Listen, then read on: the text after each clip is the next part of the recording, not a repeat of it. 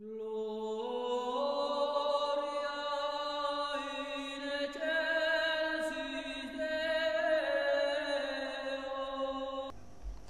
everyone, this is Tim, and this is going to be a summary of the second session of my A Song of Ice and Fire game that I'm playing in, that's being run by Zig Copacetic and Rajab1 and Hammer Chitsteak are also players in that game.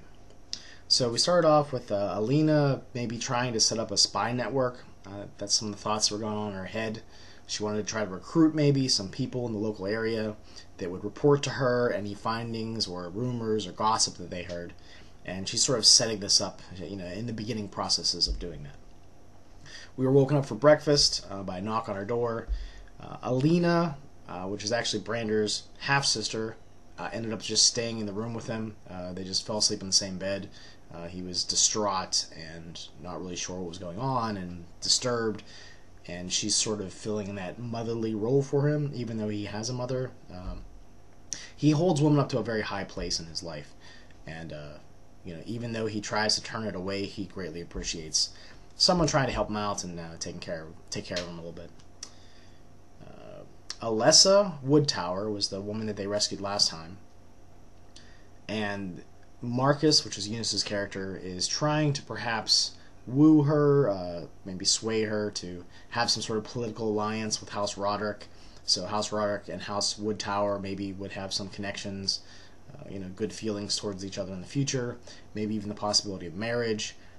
They learned that there was an heir to the Woodtower house, and that heir is now the de facto ruler since their father was found to be dead. So what Marcus is trying to do is perhaps find this heir, kill him, and then marry the younger Woodtower, who then would become the ruler, and therefore acquiring those lands underneath the House Roderick banner. So lots of already some plots and goals that are being set up by the players to try to bring to light.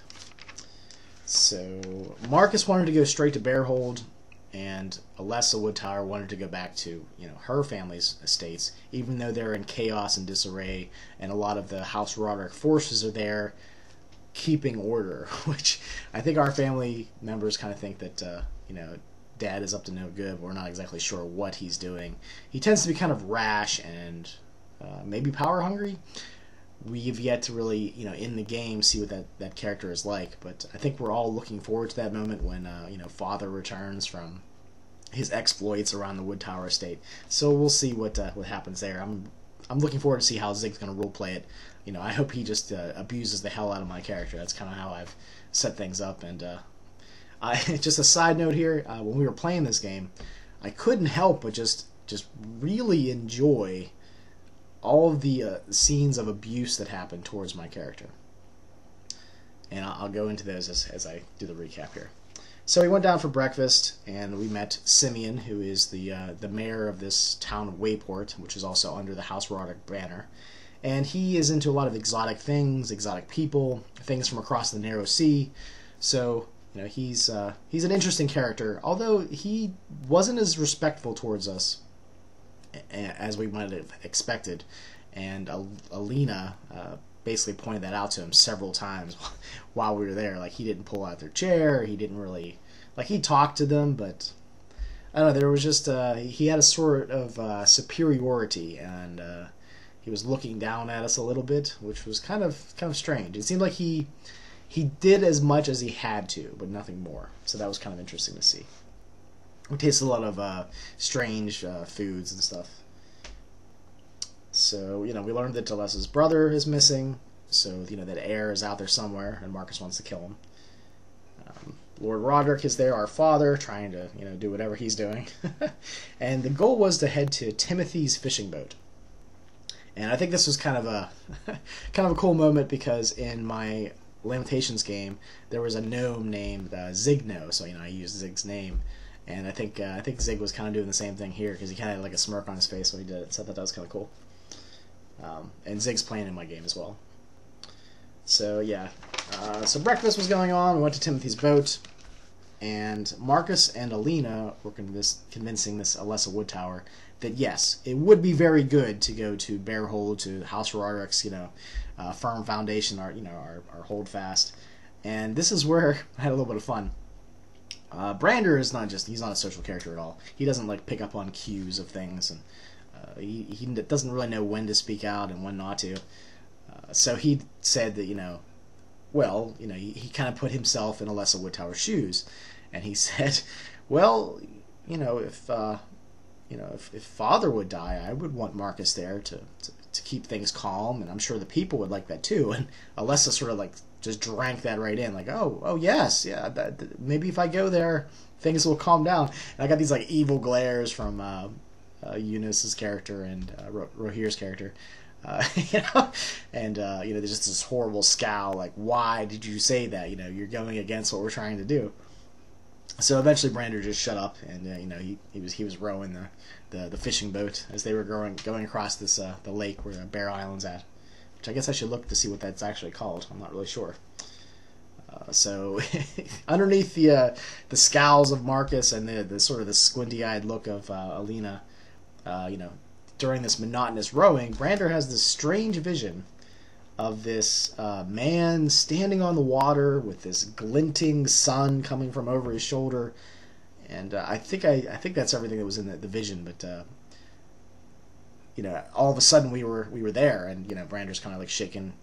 Wait a minute, we're there already? I sort of zoned out. I don't know. So he was kind of quiet, and on the docks we found that our Maester was there, which most of our characters are very fond of. He's filled that fatherly role, like that good fatherly role that we seek for and yearn for, gives us affection and attention, and especially Brander, since he gets none of that, even though he craves it from father.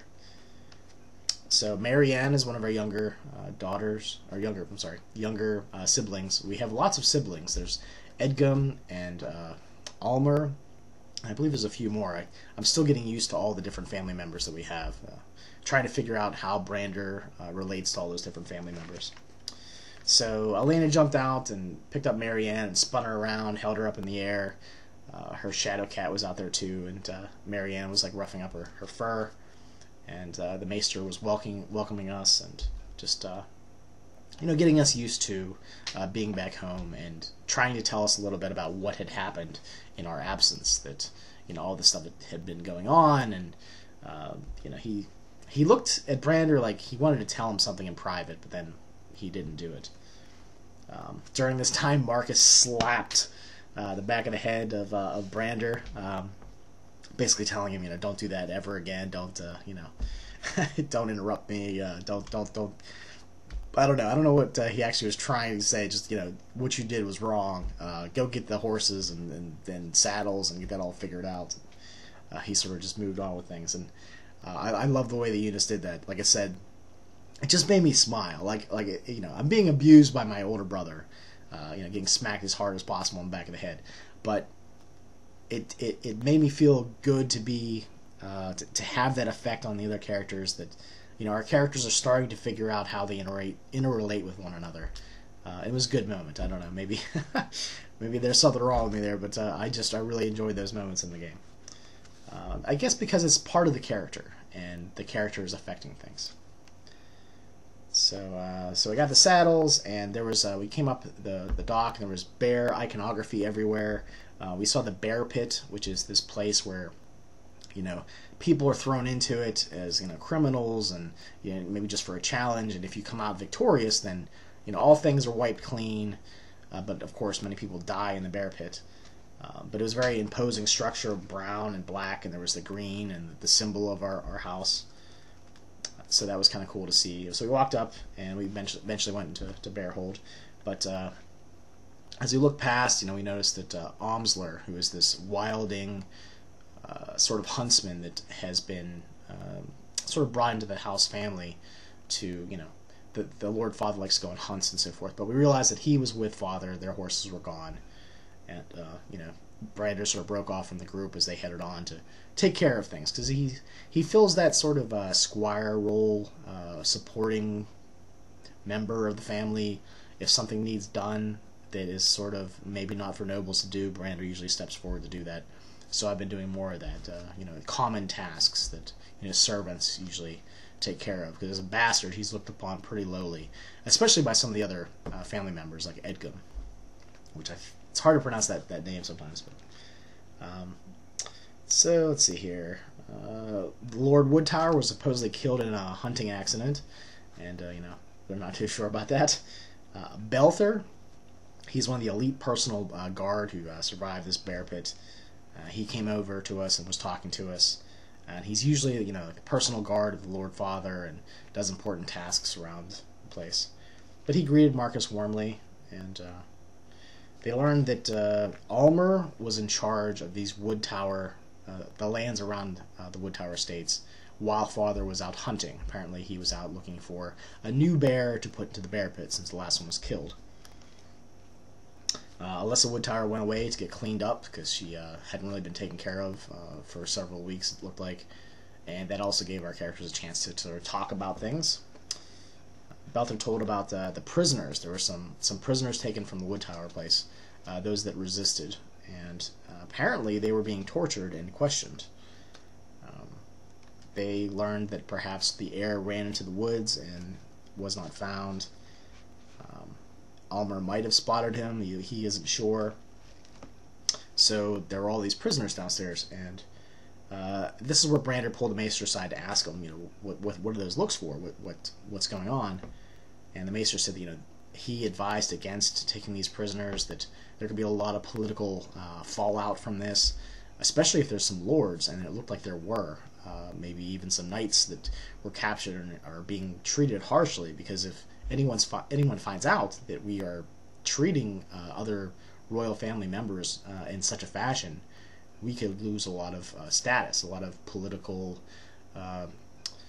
coin to with the other houses here. You're just going to kidnap people and torture them to death, so why would we, go into alliance with you? These sorts of things. So the Maester was sort of learning about that. He thought he might have seen some very lordly figures down there, and watch out for that. So they also learned that Edgum was the one in charge of this torturing, and he, I think, was like 14 years old. So they were like, oh, he's kind of an asshole. he's like their asshole brother, and he was down there doing all sorts of terrible things to these prisoners. At least that's what we were told. So, and we weren't sure if Father told him to torture or if he just did this of his own volition. And Brander was thinking, well, if you're doing this all by yourself, Father might be, just horrendously angry at you. But, knowing Father, it's possible that he did tell them that, he did give the orders to torture. So, we were talking about the political problems of that. There was also a scene where the Maester pulled Brander aside. It was talking, asking about his problems, because Brander sort of opens up to the Maester, tells him about these strange visions he has, these blackout periods where he doesn't really remember anything. When he goes, he just is uncontrollable, and he does horrendous things on the field of battle. He told him about smashing the man's brains in to the point where he had no more head, and his chest cavity was caved in, and that Alina helped calm him. And the Maester was talking about how it's good to confront your demons, to talk about things, to go back into your past, and although it's dangerous sometimes to dredge things up, it's you find the root of the problem. So there was a little bit of talk there about that. Try to work through those problems. So Marcus wanted the heir, so he talked to this Belther that he's going to send him out to do that, to find him, kill him, make sure no one sees you do it, and then get rid of the body, so that he can perhaps try to marry the Woodtower girl Alessa. Let's see here. They talked to the jailer Morik, who called his name Fang. It was great the way that Zig roleplayed him. He has like two teeth. So Zig was kind of, like putting his tongue out to, mangle the words so that you could understand him, mostly. But we didn't really talk along with him. But I look forward to seeing how other GMs roleplay their NPCs, and that gave me a great idea. Just different ways of talking and making sounds. But he pointed us the way to all the prisoners. There was like 3 to a cell, and then as we kept walking through all these prisoners, they seemed like there was individual prisoners in each cell, perhaps people of more importance. We were asking, do we recognize any of them? And we really didn't. Especially since like Brander could probably have recognized them if he was more worldly, but he tends to stay in Bearhold and read a lot of books and try to not get beat up by Father all the time. So they talk to Riss. He's the master of the bear pit, and he has this weird discolored eye, and he was whipping a prisoner with a whip that was normally held in ready for whipping bears. So it just seemed a little bit more brutal than you would expect. Edgum was yelling more as the whips came down. Just blood and flesh everywhere. There was a man chained on the ground that was getting whipped.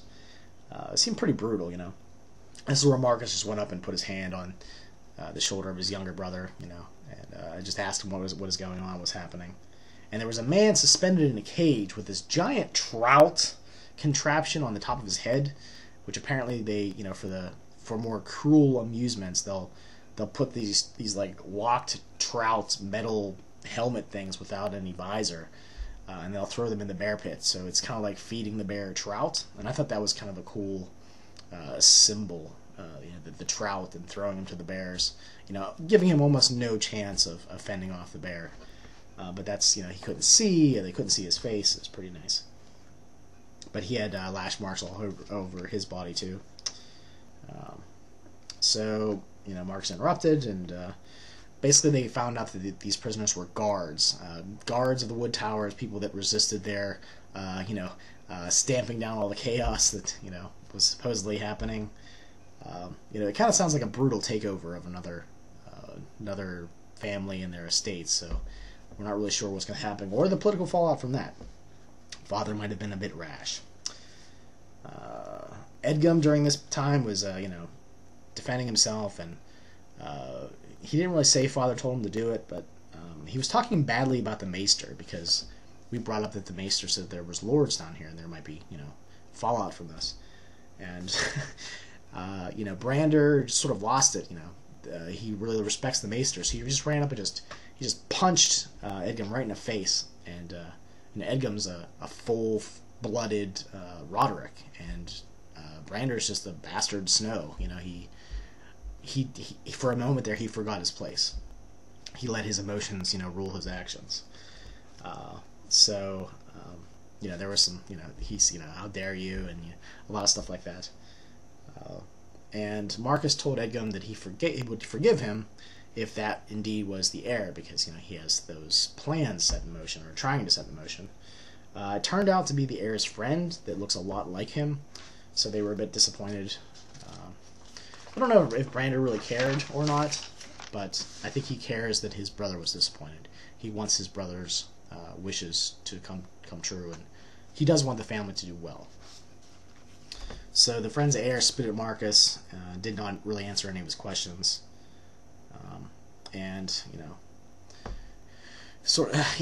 Brander sort of marched up the stairs away from it because of Edgum, basically just shouting at him. And eventually, Edgum just ran off and knocked Brander down in the steps. And at this point, Brander is, probably a lot larger than his younger brother, but that sort of defensive, motion when Father would start to hit him, that's what he did.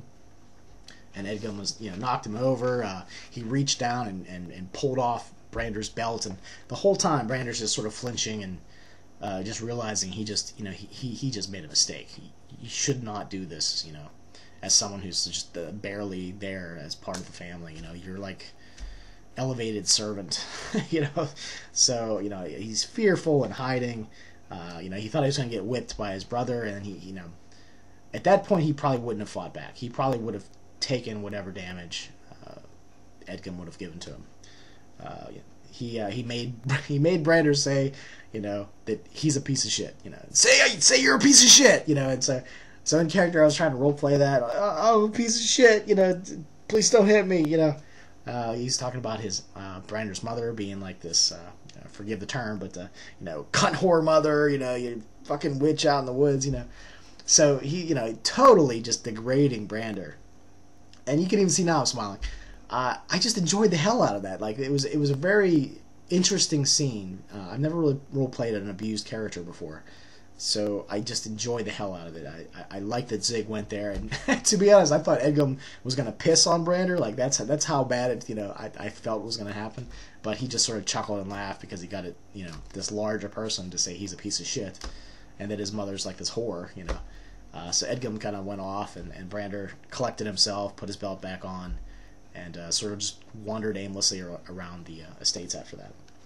He was supposed to go get the maester, maybe, to identify any of the prisoners down here, but he didn't really get that far until later.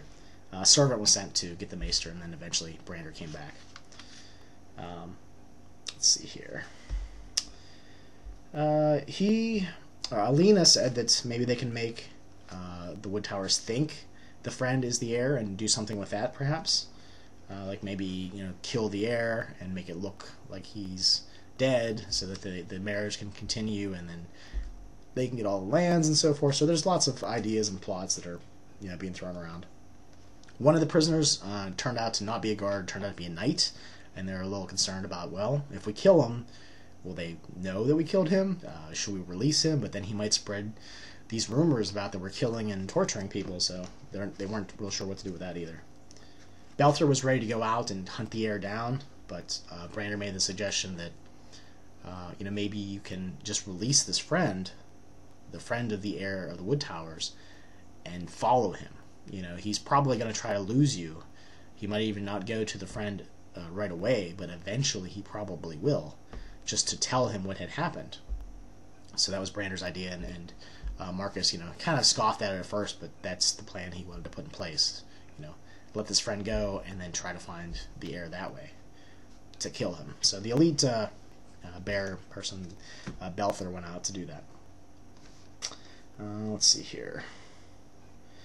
He also wanted to tell Belther to tell Ulmer, which is another family member, that his displeasure of leaving Edgum in charge at Bearhold, since he obviously isn't mature enough to handle it. He has these sort of childish ideas of what's right and wrong, and he's just out there sometimes. So that was the message he sent.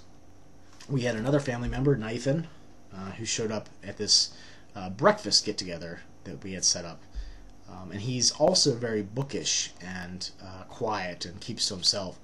So I think Brander and him will eventually form more of a bond, and hopefully something good will come out of that. I think that'll be kind of interesting.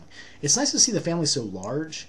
It has all kinds of different dynamics to it that you can come about talking to this character or talking to that character. Maybe there's squabbles between the brothers and sisters. So I'm looking forward to see how Zig does that stuff. Nathan had learned of a message from King's Landing. John Aaron had died. So this is the moment in the campaign where things click in my head, like, okay, here's the timeline we're playing in. It's right at the beginning of the Game of Thrones books, so that kind of set me into, okay, that's the time frame we're playing. And as someone who knows the setting inside and out pretty well, it's nice. I try not to become like a setting lawyer, because this is Zig's game. It's Zig's version of the Game of Thrones, but that was just kind of a nice moment there. So they were wondering who's going to become the next hand, and another thing that's cool about this is Zig could take the setting in a totally different direction. Instead of a certain hand taking over, like Ned Stark or something, somebody else does. So that'll be really interesting to see how that plays out. Like Alina was suggesting, well, maybe Tywin Lannister will be the next hand. He's very powerful and rich. I think Brander suggests, well, maybe one of the Martells will take the mantle up. So it'll be interesting to see how that plays out. Alessa was asking if she could roam Bearhold by herself, or if she should stay in her room, but she was very docile about it. She wasn't angry. And I thought that was interesting. She, because she's just been rescued by these people, but yet they're not letting her go to her home. So I don't think she really knows what to think. They're my rescuers, but are they my captors now? And they were, Marcus especially was trying to tell her, you are a guest. When things calm down in your estates, most assuredly you can go home and calm your people down. And I'm sure they want to see you and talk to you. So I'm guessing that'll probably happen in the next session, or maybe in 2 or 3 sessions from then. So anyway, right now the Wood Tower girl is now roaming around Bearhold. So if she's up to no good, she can snoop out some things if that's what Zig wants her to do. So, like I said, Father's out hunting for a new bear. He'll be back in 2 to 3 days. Maybe a couple sessions. We'll have to wait and see. Nathan told them about Father attacking and killing Lord Wood Tower. So this is where we learn that hunting accident, in quotes, wasn't... they took him down on purpose. This is like a hostile takeover. Father wants to do something. And then they also sort of figured out, even though Marcus wants to marry this Alessa Wood Tower, maybe Father does instead, because he's single. And Nathan brought that up, and that sort of made the gears start spinning in Marcus's head. Eunice's character, like, oh shit, this girl that I want to marry, Father might take her. And Father doesn't have a very good track record with women. His first wife died. His second wife died. He has a mistress that's still alive. That's Brander's character, but who knows? She might be dead next. So yeah, there's that power play, I guess, between Father and Marcus, like who is going to get this girl, and what is going to happen because of that. So a love triangle with a father, son, and a pretty young woman with a huge dowry and lands to go with it. So we'll see how that plays out. So Brander went to sleep after that, later in the day, and there was something odd or different in his room. There was white and red string. He could barely kind of see it in the darkness, but he couldn't really tell what was going on with it. And they were wet, and there was this sort of like water, sea breeze smell in his room. Maybe blood. He wasn't sure. And there was also this wooden pole that was broken. And it was all sort of hidden underneath his bed. And we sort of left it off there that, Brander was going to sleep the rest of the night and, find out what that stuff was under his mattress, I guess bed. So we left that up for next time. So something strange is in Brander's room, and we have no idea what it is. So it's something to look forward to. All right, I was a little bit long-winded in this one, but there's some more political things happening and different plot threads being weaved into the campaign. So thanks for watching, and I'll talk to you guys later.